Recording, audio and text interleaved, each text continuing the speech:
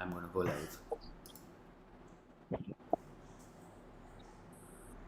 We are live. Hello. We are live. Everybody say things. Hello. Sidepod people say hello. Hello. Can you hear everyone? Can you hear Are we live? everyone? Can We we are hear? live. We are live. We are live. We are live. Can you hear everyone? Can you hear everyone? Is the $1 trillion. I think is you've the $1 done trillion it, question. Rohan. I've done it. Can it be? Can it be? Can it be? Yes, it's only the Yes. four of us today. Mr. Bhatt shall not be joining us as he has work things. Hi, friends. Let's jump straight Hello. into it. I would like to know the thoughts of you scholarly people on the Saudi Arabia Grand Prix 2023, starting in alphabetical order with Arjun S. Ravi. Oh well, look, I'm not going to say I told you so, but I kind of told you so on the whole Perez thing. Yeah. No, I mean, look, it was an interesting race from the standpoint of like now the overarching narratives of the season are becoming clearer. You know, the whole Max versus Checo sort of stuff, the FIA giving Alonso the podium, then taking it away. So I feel like there's some of these narratives which are becoming clearer, and for that, it was an interesting Grand Prix, but it was largely very predictable what was happening. Azim Banatwala, your Well, thoughts? I'm not going to say I told you so, but I did tell you so. I did say that there was going to be a Red Bull, an Aston, and a Mercedes on the podium, and for brief periods that did happen. So I was correct. And also I did say that my prediction for the season was that there was going to be a bitter battle between the Red Bulls. And I think whenever you have a car that is sort of a second faster than the rest of the grid, it is inevitable that is going to happen. Yeah. I think Well, who else you going to fight? Exactly, right. And when the universe is conspiring to now put you 15th and you have to come back, and obviously you're going to fight back to second at bare minimum. You know, that's what the car is capable of. So I think we've seen that in the past as well. We've seen it with Verstappen and Checo. You give them equal machinery, which is way faster, and there is going to be conflict. We've seen that with Hamilton and Rosberg before. We've seen that in Red Bull with Vettel and Danny Rick. We've seen it with Vettel and Webber as well. Who else? We've seen it with Hamilton, Alonso, everywhere. I mean, Hamilton, Alonso was like a just complete shitfest overall in that team. I mean, it wasn't a winning car; it was just madness. It's still a shitfest. That's like all these years later. But no, man, I just think it's going to boil down to, you know, is Red Bull going to like forcibly get their house in order, or are they going to let this play out? Because traditionally when this has happened, it's always got pretty ugly. Yeah, it usually gets really ugly, actually. Sherry, on that note, your thoughts? And I'm hoping it gets really ugly. Of course you are. Not just because it's Red Bull, because that's I think entertainment this season needs, because there's really nothing major happening up front. Alonso. Yeah, but I mean, we also saw how I was hoping for a Max Alonso battle, but Max and Alonso was like, not my fight, buddy, go on. I feel like that's the kind of energy with everybody and the Red Bulls. Like even with Lewis, they don't stand a chance. Like it's like even if they want to fight them, they can't. So I feel like only they can fight each other, and that's what's gonna make this season for the rest of us, because then it'll be like, oh great, now they've taken each other out, so who else can win? Yeah. So but I did feel like there was that cool down room tension was like screaming through the screens at all of us when Checo asked him whether he got on the last lap, and did they not tell you to slow down, and he was like, whatever. No, I saw it before the cool down run. In fact, in the press conference when the guy told him that you don't have fastest lap, and he was like, excuse me, what? What? When did that happen? Like in his mind, he was, because it's such a big deal for him. Don't forget that if he had maintained that fastest lap, he would have been the first Mexican to ever lead an F1 championship, and that's like a big deal. And then suddenly you have that, and then you have Jos Verstappen, who's just standing and being like, "Mera beta second kaisa aaya? How this is allowed in society? How dare everybody around him is like, He has lost Verstappen.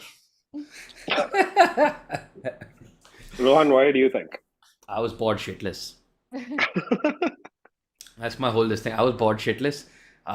It's just so a lot of the stuff I was going to say, you said actually, Arjun, which is that you can see the themes of the season starting to develop. They're not very pretty themes for most teams. It's not looking good. It was a boring race by and large. I think when we were what talking made before, it boring though was it was shaping up to be a very good race until that fucking safety car. yeah. Yeah. But I mean, that's going to happen, all right? Given that, first of all, that we've had one safety car in 2 races so far. Yeah. We're already seeing a lower than average safety car. This thing, like, believe it or not, I forgot the safety car was a thing, right? Yeah. Between the first race, between the season break, all that, like, oh shit, yeah, this also happens. But it was boring, and the themes are not pretty for all the teams. And the other thing is, I guess, one of the signs of the race is what is the conversation about after the race finishes, right? And if the single largest talking point after the race is the FIA, that's not a good sign of sort of how the race went, I think. Yeah. And that's how it was this weekend, right? The only dramatic things that happened in the race really happened after the race. When it's like, is it Russell, What are is your it thoughts Alonso, on is it that, Russell? right? And that one, No, that one anguished roar from Yuki Tsunoda.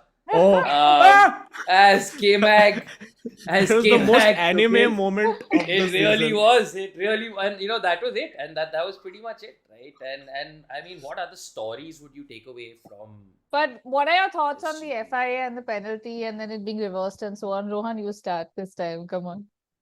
Dude, like, I don't know, man. I mean, I get finest of margins and all of that, but like, if you have to take 25 angles, like, look, there's a point in cricket, all right, where certain contentious third umpire decisions where even the third umpire just like, boss, if you had to watch this many angles, can we just fucking get on with the game? And that whole thing was just, and also just little indicative of maybe what Mercedes struggles are and sort of where they are, even with the way Russell was asking about the 5-second penalty. And they were like, he's actually served it, so just push the fuck on.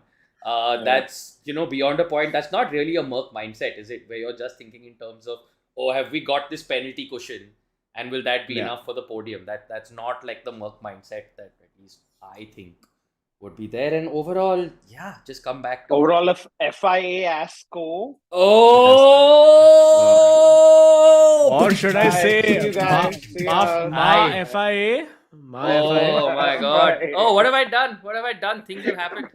I've pushed buttons and things have happened. I don't know why. Okay, everything's back. It's all good. We're back. But there's a couple of things about the penalty situation. So obviously, there was Alonso's point being like, listen, if you're giving the penalty, give it within 2 laps so that, and also the cockiness to be like, I would open 10 laps. I was just chilling. Okay.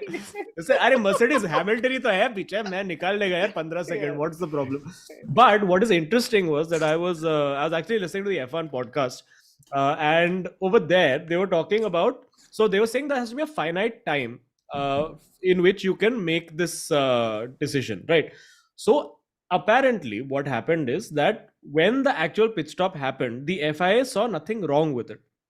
But if a team wants to make an allegation, they have a window of up to 30 laps to do it. And I can think of only one team that was waiting to do this. And on the 30th lap, they made that decision to send the evidence and say, listen, rear jack has touched car. Now you do something, sir, about this. And that's why the decision basically was like, okay, now we've just got this information with 7 laps to go and we have to review all of this. And then it's going to be a penalty later. So I think there is a meeting that is happening today, in fact, which may already have happened or it's happening today, where I think they are going to change the rules. Or the wording of the rules, particularly because the rules currently say for those 5 seconds, you are not allowed to work upon the car. But then Aston's contention was like, listen, touching the car is not working on the car. So now the rule apparently is going to be rewritten to blanket say, you cannot touch the car. So no rear jack, no front jack. Anyone touches the car, it's straight up penalty. And I think that clears it up there, because then that ambiguity, it's sort of the same thing of the safety car thing with Max and Lewis, like where it says lapped cars may be allowed. Allowed. Like it's that wording that can be so contentious at times, and it's good. Like I think a lot of times F1 is just overcomplicated with how the regulations are. You just have to say simple stuff. You can do this, you cannot do this. Why you have to write it like one entire thesis about it? But it was so badly watched, nah? I mean, like, I just feel this whole situation where you have like Russell posting a picture with the trophy and then it's like gone back. And I'm like, it's like either you have it or you don't. And if you've taken that call, then stick by it. Which is what I felt like. I was like, it is. And I posted something on Insta, right? I'm sure all of you saw it, which was saying that why didn't this happen with the championship if it was so easy to reverse something? And I had like 200 DMs from people saying exactly, and then obviously the opposite as then well. You had one DM from me saying this happens only to true goats. But that's exactly my point, that I think even the FIA is so lost that they're like, okay, you know how, let's give them the penalty because they get pressure from one side. Then they're like, okay, let's reverse it. We don't know. It's like no one knows what's happening. Which, I mean, you don't really ever see this happen, right? Like where it's like reversed even for something like this. It brings up a fatal flaw in Instagram I think, because I went to sleep thinking Alonso still had the podium. Then I woke up and because of the algo, it said George Russell, but actually Alonso had still the podium. It's just that update I didn't see on Instagram first. Algorithmic timelines suck. Yeah, sucks, dude. Just don't mess. And the amount that Mercedes Twitter got trolled for putting this thing, and then they had to put a picture again where they blacked out the trophy and just wrote 4th place on it. Yeah, but that's what I mean. I'm like, it's so stupid for everyone. I mean, I think that it just was handled so poorly, and I think that is kind of like the trend. Like nothing has moved since that championship disaster. I feel like it just gets worse and worse. Every time something goes wrong, it just gets worse. Yeah, I mean, for instance, like we were talking about the safety car as well. There was no need for a full safety car. Yeah, that was going to be my next question. That was literally going to be my next question. Did they need a full safety car? No, not at all. Because he is literally pulled over and parked inside the barrier. I mean, to give 2 dhakkas, what you need a safety car? Yeah, VSC is more than enough for that. So, but the new race directors have been very this thing ki itna one little piece of carbon fiber to red flag the session. So that's just how they are now. So I don't know. Bring back Michael Masi, I say. Bring it back. Damn, life comes at you fast. Damn. Wow, I don't even know what to ask about next. So I'm just going to do a super chat very quickly. Abhishek Verma says Max and Checo playing Dandia over fastest lap, and FI showing PL refs they are equally dumb. In Arjun's words, T1000 couldn't catch John Connor. Logan screwed his quali lap after finding out that Trump will get arrested. Josh Verstappen's face. And Abhishek Verma also says if Roy Hodgson can come back from retirement and save Crystal Palace, why can't Ron Dennis come back and do the same for McLaren? Put Aston Suit on Azim, RB on Arjun, and FIN on Aditya in the thumbnail. Aka Noodle says your wall predictions aged like milk, and Chuck E. Cheese Leclerc says ye Xavi thoda La Masia training dena padega. Yeah. Speaking of which, so there was one more which was a little old. There's Didast who said ye Verstappen or Haaland pure steel se bane hai kya? Correct. But thoughts on Max going for fastest lap, guys? So I will say this, that it's one of those where every single championship driver, you put them in that position, none of them is going to say I'm not going for fastest lap. If you put a Vettel in that position, you put a Alonso in that position, you put a Hamilton in that position, whoever, if their teammate is winning and they're like, I had a shit weekend, I could have come second, maybe if not for this issue that I have with my car or whatever, any race driver worth their salt would be going for that fastest lap for sure.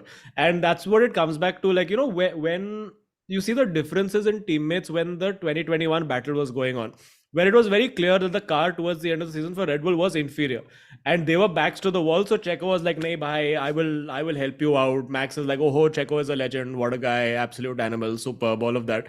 But when it's the two of you up front, it's only this person that you're fighting, right? And when you're fighting with your teammate, if you're first and second, the only like advantage that you can gain on them is that fastest lap. So I mean, well, I also, I mean, surprised at all. Yeah, the mental sort of game here is just as like important when it comes to these margins. I feel like, and that's something I feel like Checo actually needs to get better at. Yeah, because if it is going to remain this close, and Checo wants to really have a run at the season, then he needs to pull a Rosberg. He needs to get in on that mental side of things as well, because otherwise Max will just dominate. And he was like he had, if that drive shaft failure had not happened in qualifying, we know for a fact that Max would have been, like Checo would have been very comfortably in P2. Yeah. Following around or whatever, all reliability concerns aside or whatever. So yeah, Checo really, I mean, needs to also, if he's intending to have a run at this championship. And Ayan in the chat has a great point where he's like, this is a driver who's gone into a final race of the season tied with his rival 2 years ago. You will take every point you can get if you've been in that situation. Also, uska baap dekho, bhai. If he doesn't take every point, Jos Verstappen would have given one thappad if he came without fastest lap, dude. That is a very, like, that dynamic of this grumpy old dad with no, 1 second. Grumpy is a different thing. One second, Arjun. Walter Matthau in that movie was grumpy. Okay. That grumpy is, hey, काय को ball मार रहा है मेरे balcony, grumpy. Like, Jos Verstappen is like he literally looks like the T1000 aged up. Yeah. And it's because he never got fastest lap in his career. No, so now Max has to get every time. Jos Verstappen was crashing into the back of Juan Pablo Montoya. That is my main image of Jos Verstappen in orange arrows, crashing into Juan Pablo Montoya. We have talked about in the past. This is what we know about Jos Verstappen. He hits things. And leaves them at petrol pumps. Yeah, we've talked about this, like how he's like this very exacting father who's like sort of built his son as this F1 machine at this point in time, which is like, and that's where Max is also sort of miles ahead on the mental side, because he just is single-mindedly focused. He's not happy. He's like, everybody is happy, I'm not happy, with P2 or whatever. So I mean, if Checo really has to have a run at the season, which I think is going to be damn hard for Checo. Yeah. Also, I don't think the team wants Checo to have a run at this from any angle. So I think that makes it even harder, where it's like, it's not like an even playing field. Dude, even Christian Horner's radio message when Checo won was so like... It just feels so patronizing, every time. Hey, kya baat hai, bhai? This shit again. Also, the difference between Checo's message and Max's, like, there was so much encouragement. And I was like, wow, and this guy has won and gotten like...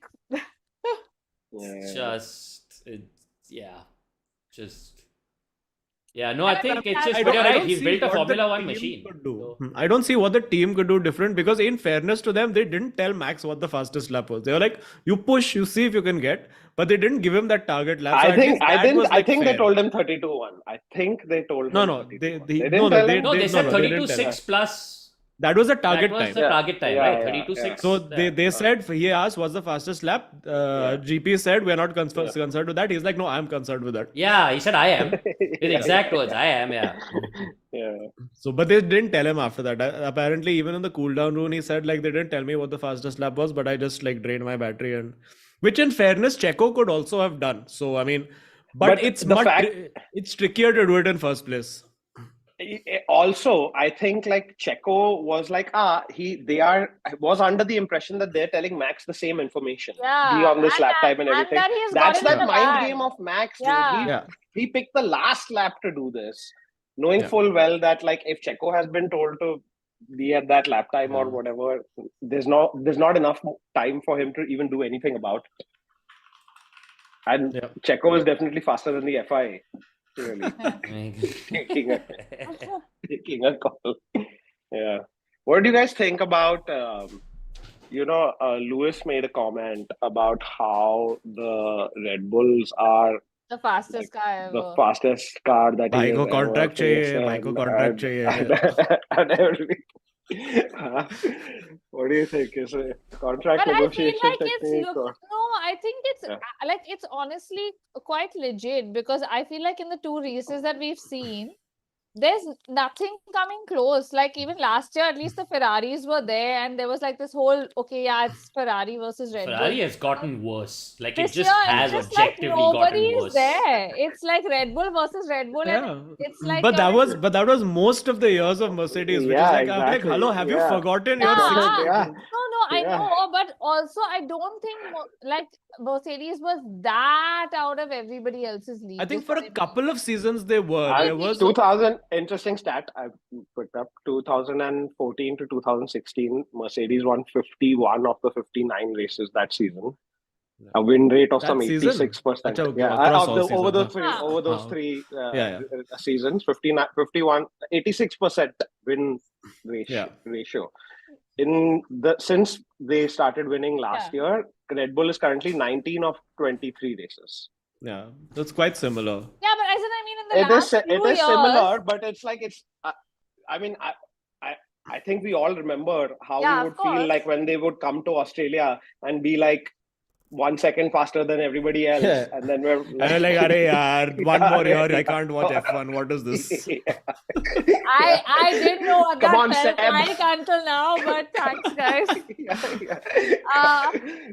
There also we were hopelessly counting on Ferrari. Yeah, but it's been many years. I mean, in the last few years, it's been a much tighter fight, pretty much like overall. Now, I'm saying now, like this year, just seems like there's nothing.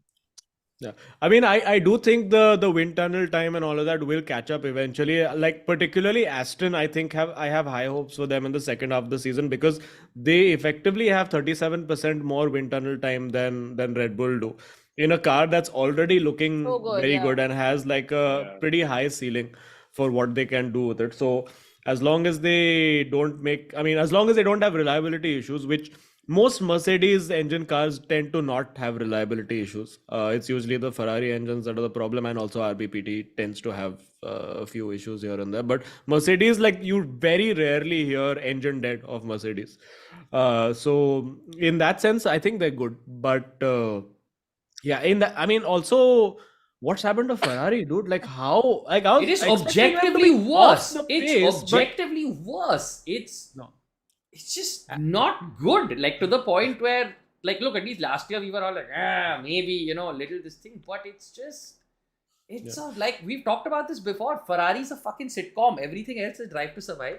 Ferrari's its own sitcom. That conversation, like, fuck with Leclerc, that was like some straight up sitcom level writing. Like, Xavi, you have to tell me these things. I mean, come on. It's like I'm watching fucking Ratatouille or something, man. Like, what is happening? Like, what is in the middle of this pure race, cartoon? Right? Like, how do you have like this robot up ahead, and then this sitcom? Like, it's just they weren't in it, right? And now the problem is you get all these cute stats, right, that come up over race weekend. Like there was an entire stat of the Red Bull car is like 1 second ahead, and then the intervening 1 second holds 14 cars. And that all sounds really cute and really great. And these are supposed to be regulations that have everybody following closer. But if all that means is that they are literally following closer with no opportunity to do anything, and we're going to have to make do with, oh my God, Oscar made a run on Lando between like the positions of 19 and 15. And, K-Mag stole 1 point from Sonoda. Ooh, man, what? Also, a little nice sitcom spin-off was Oscar Piastri breaking wing and Lando Norris getting damage from his broken wing in lap 1. Yes. Both of them are just like, hum log pit stop leke hi rahenge 4 every race. This is our game plan. In qualifying as well, though, right? Like in the sense, in qualifying also, Lando went and hit the wall. Lots of, and they don't need self-inflicted injuries at this point. Like, with the way that it's looking, like Oscar Ferrari is. I mean, McLaren let's choose to ignore because currently, God knows what the fuck is happening. That team is even more comical than Ferrari at this point. Last race they did like some 10 pit stops. Because they had to keep coming back in to fill that bloody pneumatic pump or whatever the shit was going on with that car. Then this race, so the I mean, front when your main mean- racing action is happening with the number 2 driver of Williams, something is wrong. I think it's all karma, guys, for everything that happened with Danny. 18 million. It's like this season is like, come on. I mean, it's like nothing seems to go right for them. It's just. It does not happen for them. Alpine had a reasonable race. You'd have to say. I think both Best drivers of the in rest points. race. Best of the rest race. Yeah. Like comfortably best They're of the rest looking race. clearly the fifth. Yeah. No fastest team. penalties race, which No was good. penalties race, which was also very good. But do No, you I guys mean- think that this is going to go on for a bit? Like, as in that this is going to be a trend? I mean, for how long? At what I think until Europe. Until Anyone Europe. Until It's gonna Europe, come. no? See, there's a big break after Australia. Like Australia is the weekend after next, Then and they go to then Baku, no? there's a big break until the end of April, right? When they Yeah. go to Baku, and that's where a lot of teams, including Mercedes, We'll were bring saying that they're upgrades. bringing Yeah, upgrades. big upgrade packages and Yeah. things like that. But that's Okay, then may I ask you guys a question? As people who Yeah. have watched more F1 than me, have you, when a car has such a significant advantage at the start of the season, ever seen an upgrade package that fundamentally changed the season, like so massively? Like because hang on. 2021. Okay, fine. 2021. Because first half of the season, that was Red Bull's season. Like Yeah, okay, it was fair. fully dominant, and then achanak se end of the season, like literally, I think Brazil onwards or USA onwards. But they I were could 2 say. seconds ahead and shit like that. Like Yeah, this I mean, dominant. In the sense that they were 25 kilometers per hour faster on the stretch, which was huge. Like you saw Yeah. Hamilton drive from back of the grid in sprint race and full race and win by like 10 seconds. So they did manage to do that, and it came towards the end of the season. So it's not out of question for that to happen, which is why I said ki Aston potentially, if they hang in there for these next 4 or 5 races towards the end of the season, I see something happening. But Okay. Ferrari, I can't see what the problem is, like for other teams, you're saying, chalo, they have potential. Ferrari, I'm like, what is the problem? It's a completely different conversation only entirely. where is the problem? Is it in the car? Is it in the driver? Is the strategy? What? Yeah. Though, I mean, to be fair, I feel like the level of advantage that Red Bull has this year is kind of double diffuser 2009 Braun GP type of season, where the first half of the season itself was so dominant that by the time in the second half of the season, no one can Red really Bull catch up. Yeah, I feel like they've got like some sort of fundamental sort of advantage where they're so much faster in a straight line, they have great downforce, much easier on their tires, all of that. So, it may be hard for that sort of battle to happen. But having said that, we've already seen reliability could be a concern. But that's the thing, right? So far, Max's only competition has been Max's drive shaft. Like, that's so weird. How, when there are 20 drivers, brother, can your only competition be your own drive shaft? That's not possible. I mean, it's almost like as you said, where everyone's supposed to be tighter and it's supposed to be a closer fight, and it's going in the. I mean, I would still say though that, like, look, something. I think it is to be appreciated. I mean, you look at some of those Mercs that were so dominant. You look at some of the Ferraris that were so dominant. And, F1 as a sport is not just about certainly Drive to Survive era makes it feel a lot more focused on the drivers and everything. But it is, at the end of the day, a team sport. And the fact that they've been able to take such a massive leap, despite, I feel like F1 these days, say, even compared to, say, 10 years ago, is a lot more policed in terms of the FIA's involvement in the sport and all these little things. So I think it's definitely to be lauded, the fact that they've been able to take such a big jump despite all of these things. But it is going to inevitably result in maybe some pretty boring results, at least. I mean, I hope till they're everybody sticking to catches up. their catering budget at least. You said lauded. Yeah.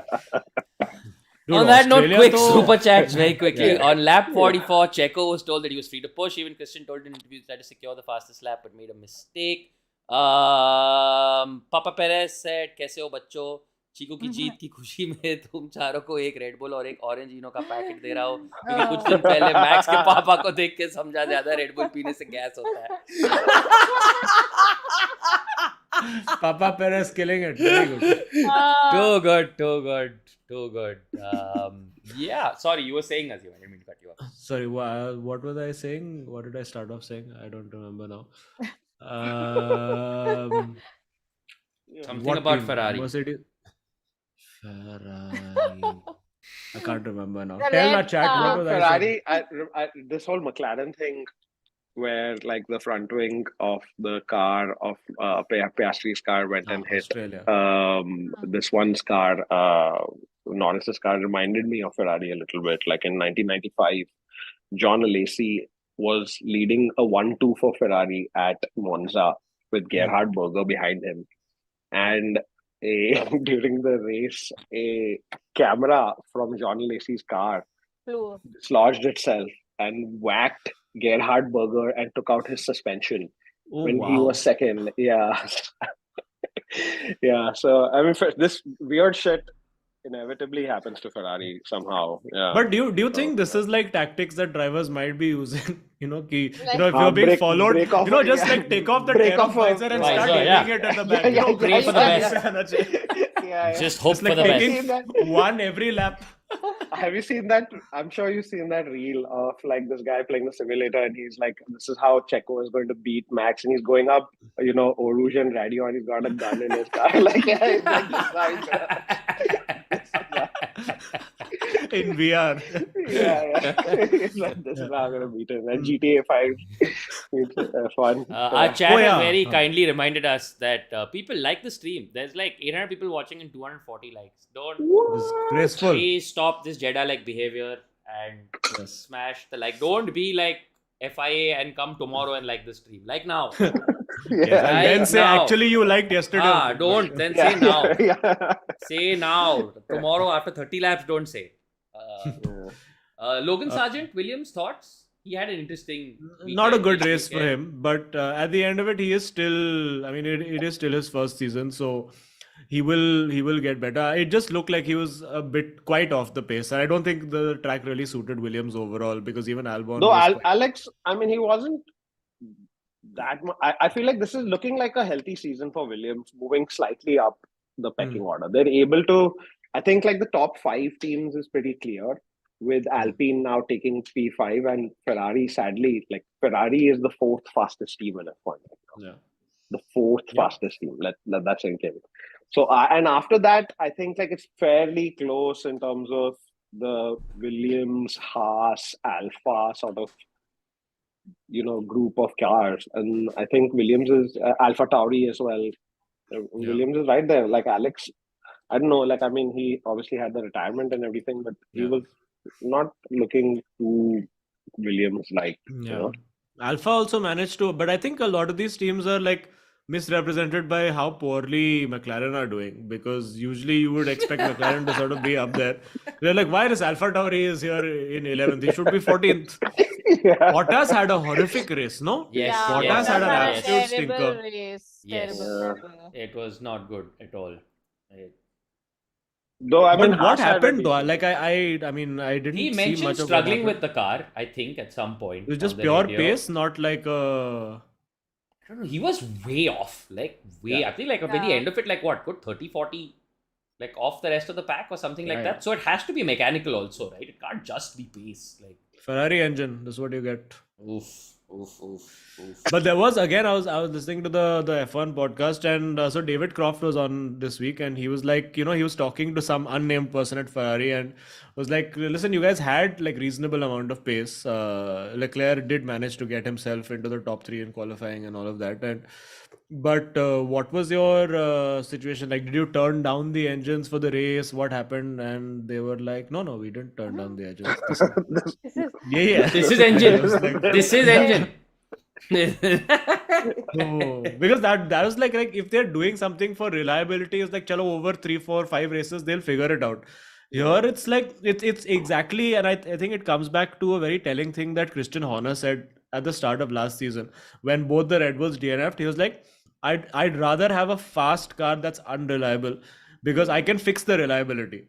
But if my car is not fast to begin with, that's when I would be worried. So, and at that time you thought, it's just positivity, dono cars, DNF ho gaya, he's saying it. But it actually makes sense. Like, you would rather have a fast, slightly unreliable car than a car that is just a second off the pace.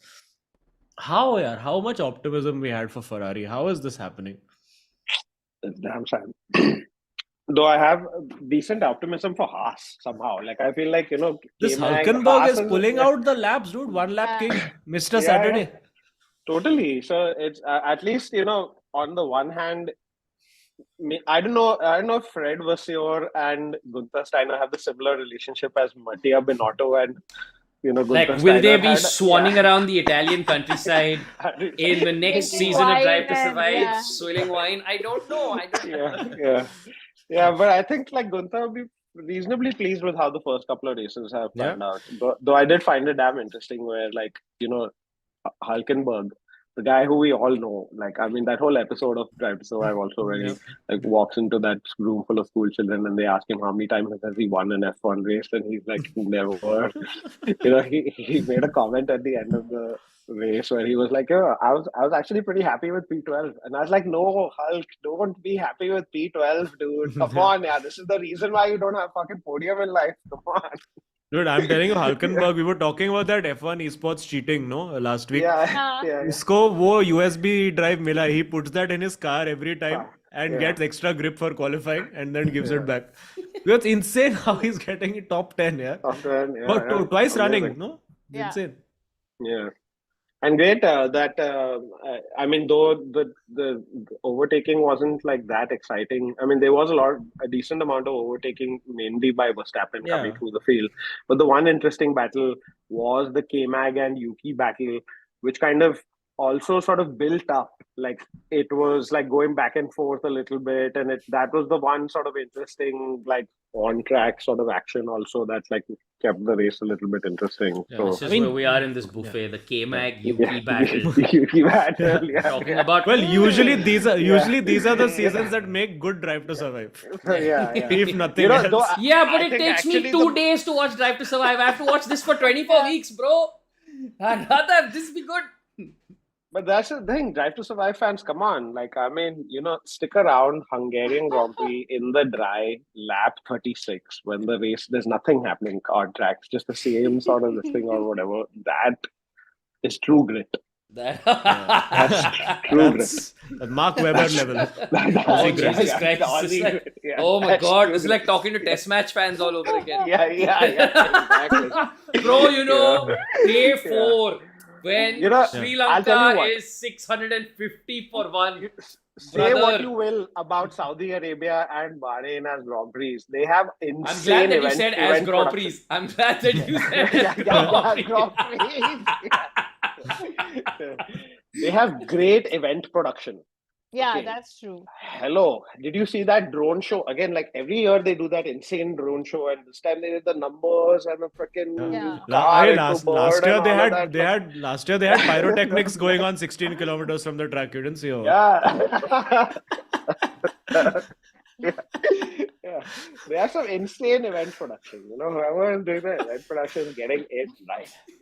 It's like I mean, this is what we have reached the level in this race and we're like, वो जो light था ना वो बहुत अच्छा use किया सीधा यार एक मैंने देखा स्टैंड में जिसका टी-शर्ट था वो क्या टी-शर्ट पहना था यार उसने quality of mojo barricading.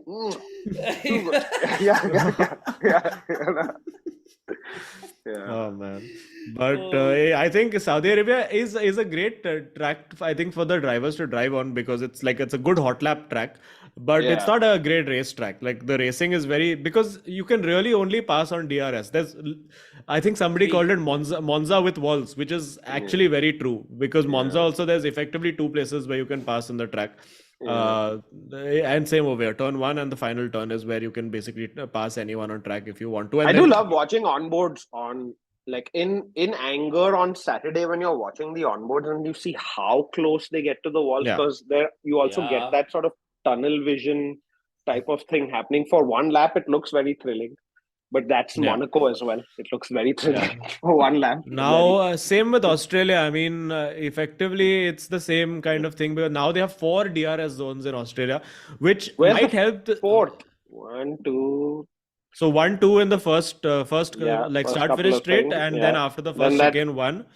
Oh yeah, Then that the nuke, the reprofiled. corner which they Yeah. removed. There's 1 DRS zone there and 1 DRS zone immediately after. So, I Oh, mean, one man. is that it might help other cars just keep up with the Red Bulls because they're just spending 50% of the track in DRS. Yeah. So there's potentially that, but the problem is that the second Red Bull will That also seemed to have be like DRS. Alonso's strategy as well. Like I think like Alonso in the first half of the race, after being overtaken by Checo, sort of played it very smartly by staying in the sort of DRS range of Checo. Yeah. He done, and yeah, maybe Yeah, you that's a just technique. use him to carry you ahead of the rest of the pack. Yeah. The thing is, I think he could do that with Checo, but with Max, where because he was constantly in that 0.8, 0.9 wala 0.9, barrier yeah. and then coming. Max gives you that 1.5 tenth where he's like, no chance, I'm dropping you from DRS this lap, it's over. Yeah. So that is what Max does, the machine that he is.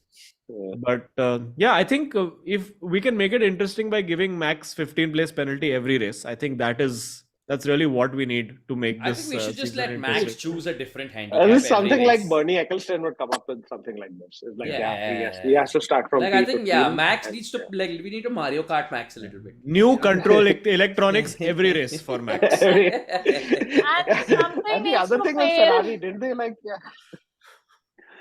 Ferrari, didn't they change like some shitloads of parts as well on the car? Like, I mean, obviously the control electronics caused the 10 place grid penalty, but didn't they change a couple of other parts as well? Like, aren't they on the borderline now of like more grid penalties and coming for Ferrari? It's a Ferrari.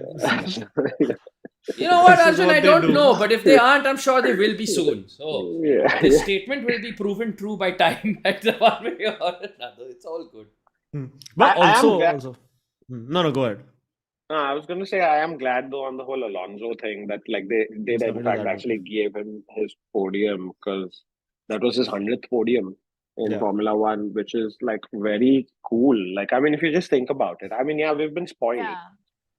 Also, after 11 years, that's the important thing, right? Yeah. Like, I was just thinking about it because they pointed out after 11 years, boss, this says a lot about his mindset and it says a lot about mine. But if I did something amazing and then for 11 years that thing didn't happen again, you can bet your ass I would no longer be doing that thing. And also until last year, like if someone said, oh, would he get to this even with just 2 podiums away, you would be like, you don't know if he'll make his 100th, like in that sense. So I think it's pretty amazing that he's managed to do that at least.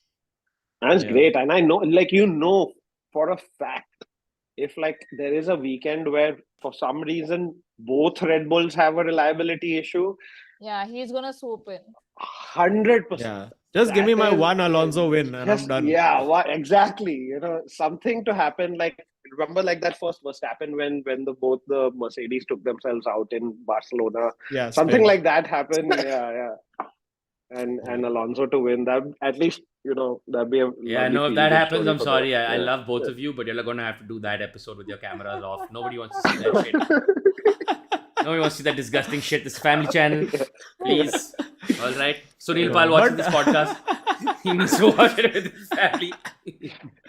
Alonso, dude, I'm finding it almost unnerving the amount of positivity that is coming from Alonso. It's scary, Happy all the time. Don't be so happy. Nothing wrong is happening at all. Yeah, I'm just waiting for and knowing how Alonso's career has just gone, you're just waiting for when will that implosion happen. Implosion. It's inevitable, but just also he was so calm about the 5-second penalty. He was like 5 seconds, acha, theek, okay, le lenge, no problem. NBD, yeah, I got this. That's another thing apparently where, because this is 2 races in a row, they've had this situation of like cars slightly. I mean, Alonso was actually very left of his box, but he was not ahead. And racing wise, if you think about it, where he's parked his car is giving him a disadvantage because it narrows the corner even further from him. So he's actually, forget gaining advantage, he's like losing advantage by being that far left on the track. And Obviously, he did get a great launch of the line. That I did tell you that Alonso first lap was going to take the lead. It was inevitable that would happen because his race starts are insane. I think last year also he made up the maximum number of places on lap 1 of all of the drivers, if I remember correctly. So the way, and for like, especially when they talk about, like, I talk to a lot of people F1 esports and all, where they're like, beyond a point, like there's they talk about this old driver on the F1 esports grid, Daniel Haddad, who is like 25, and they're like, iska ho gaya khatam, iska reflexes nahi chalta hai, isko wheelchair mein dalo, like that type. And they're like, your reflexes start to go by like 25. You don't get that launch of the line. But for 41, the way he's just on it and getting those launches is insane. Yeah, insane. He's going to be the silver lining of the whole season, hopefully. And again, let's not speak too soon. Like, again, just race to of course, of a very long season. What at this point in time seems like a very long season, and hey, maybe we come to Baku and everybody has brought some amazing upgrades. Fucking McLaren is on the podium somehow. What is going on? Like, hello, Oscar Piastri is like, Mercedes comes with Sidepods. They're like, guys, we were wrong. We admit. But Toto already said that, right? He's already gone on record saying no shame if it eventually looks a lot more like the Red Bull. Like in the end, like It was a good weekend for boy Jehan though. Oh yeah, very good weekend. Sprint and feature. Yeah, he likes that track. I mean, last year also he did really well at Jeddah, and this year as well. Like good showing from Jehan. Kush was not as lucky. No, not as lucky, but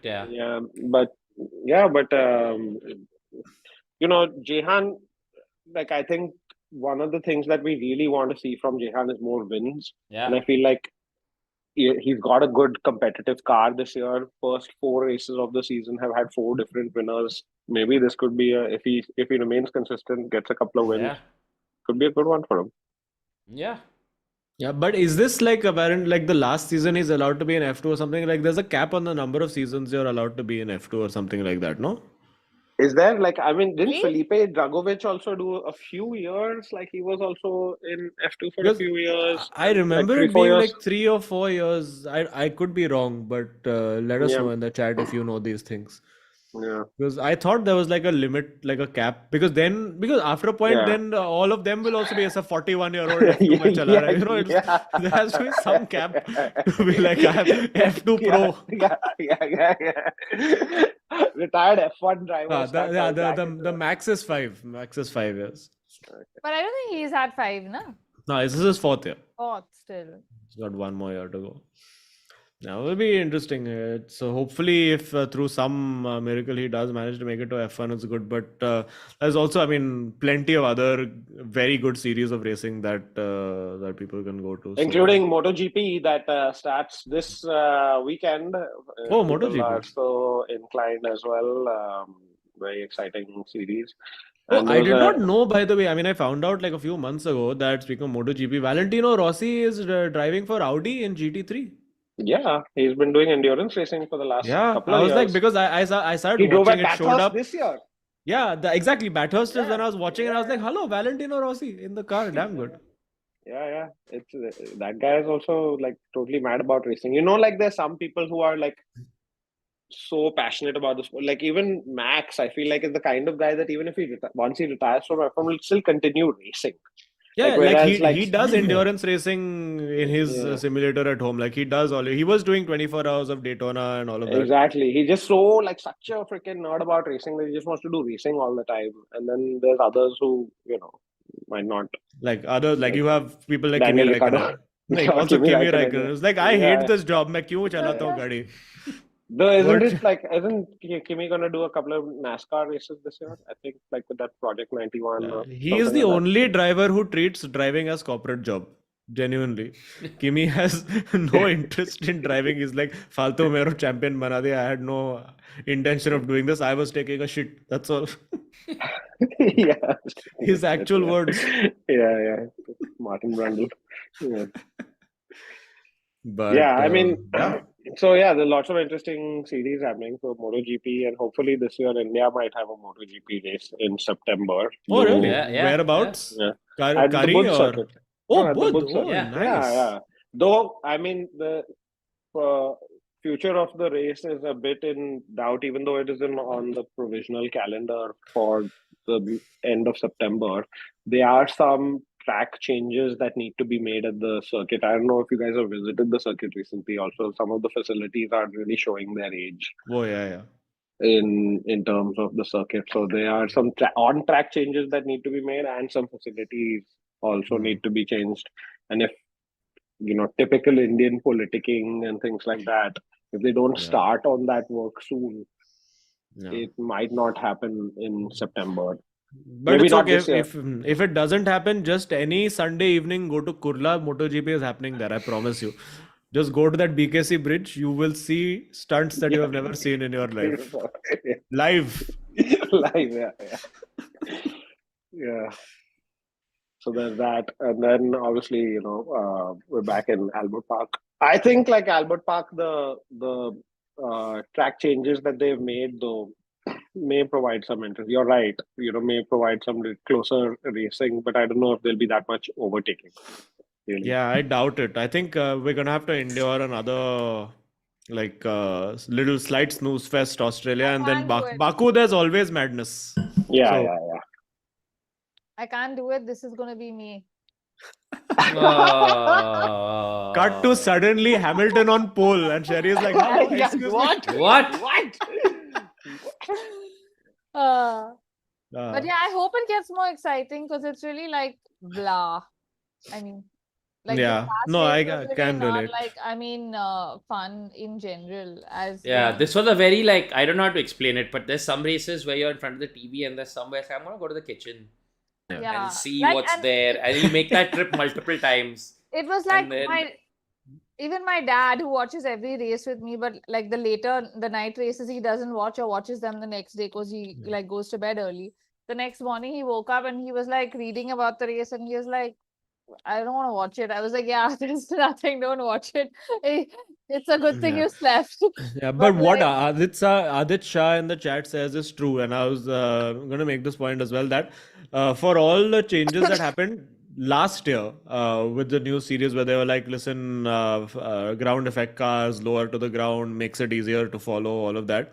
The problem is that because of the entire porpoising situation, all the teams had to raise the car again, which now means dirty air is a factor again. So even if you look at Max for that first stint, he kind of struggled to overtake. Like when he was in those packs, like because he was not in bunched up DRS trains, it was a little bit easier for him to make those overtakes, and then of course got lucky with the safety car. But for those first few laps, he wasn't really overtaking that fast. Yeah, he was. It is a struggle, and dirty air in Australia again will be a factor again. So I think that entire like following closely, you can still follow closely, but not as much as last season. So that'll be interesting. But speaking of following closely, if there is good racing happening this week in esports, the Indian Racing Community League that I'm taking part in is in its 10th season this year, and I have been put into the tier 1 for that as well. And representing Alfa Romeo this season. So Sunday 8 p.m. You guys can watch that. You can check Indian Racing Community on YouTube, and that's like a proper production with commentary and all of that. So you can tune in and watch that. It'll be more interesting, I promise you, than Jeddah. We're doing Bahrain this week, so it'll be fun. What are your hopes for the season, Azim? I have a very good teammate. We have a pretty balanced team, but for me, the aim is to always top 10 every race and go from there. Get points and go from there. Nice. One podium if I can get, I'll be fine. After the race, do you ask your teammate, did you get fastest lap? I will. And then how long is the pause? Is it like a pregnant pause, or is it like a pregnant pause then delivers a And baby and then gets pregnant again? Like is it I don't get the fastest lap. I get up, done with the race, leave the room. My dad is standing at the door. He's like, why you didn't get fastest lap?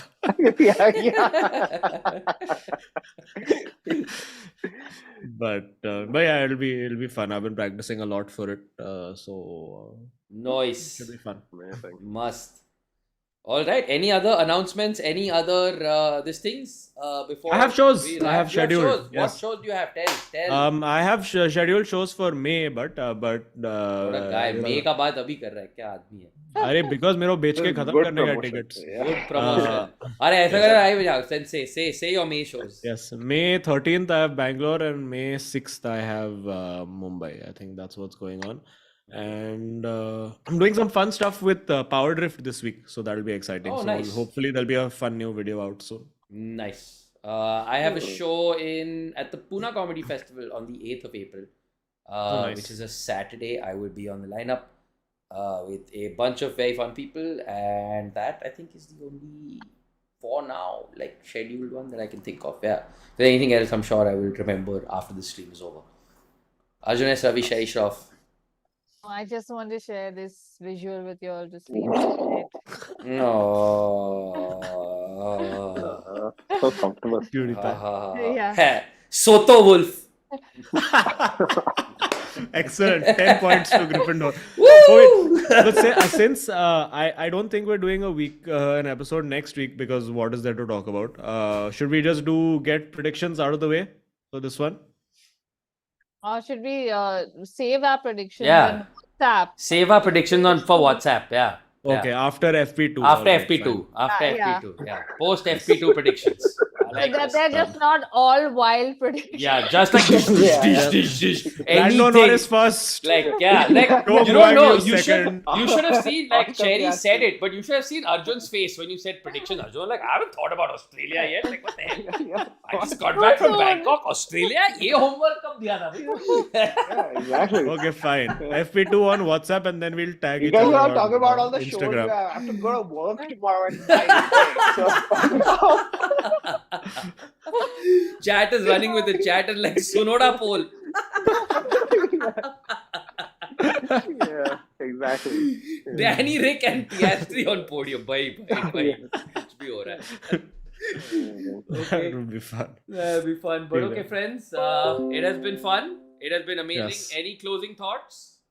I think it's going to reach a point where Red Bull will be like, guys, Max and Checo have got enough points. Abhi thoda Danny Rick ek do race chalayega. It's going to reach there. How hilarious is it going to be when Red Bull reaches the great branding paradox of Red Bull being the thing that's putting people to sleep with their complete dominance, and what happens and what does it mean for the Red Bull brand when it finally reaches this point of, does the universe end? Does everything collapse around itself? Yeah, What that's happens? the singularity. That's yeah. the true singularity right there. Yeah, And I'm drinking a Red Bull and falling asleep at the same time. Yeah. Because of the Exactly. cars. But yeah. All right, friends. On that note, Yes. thank you, chat. If anybody hasn't, please smack one more like on your way Yes. out. We have been the Right. Sidepod. No Aditya Bhatt today because he is busy, but he will be back in the chat and with maths, as you so sweetly call it, in chat next week. He will do his math homework and come. He will do his Come, maths yeah. homework and come. Thank you, Shahzad Shroff. Thank you, Ajnesh Ravi. Thank you, Azim Banatwala. Please go follow all of these amazing people on all the platforms that they are followable on. Just ideally not on the street. Good night, everybody. Yes. Have a good week. Farewell. Yeah.